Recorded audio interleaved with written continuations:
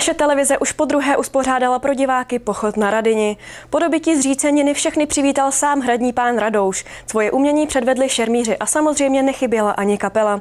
A stejně jako loni si ani letos rozhodně nikdo nemohl stěžovat na počasí. Přijít mohl každý, naši diváci nebo prostě jen přátelé televize R1 Zak.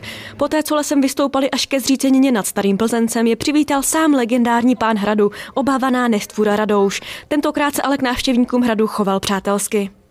Vzhledem k tomu, že Radouš nakonec se obrátil na víru a dělal dobré skutky, tak jsem dneska opravdu nikoho nesežral. Všichni pak přihlíželi řínčení zbraní při souboji udatných rytířů.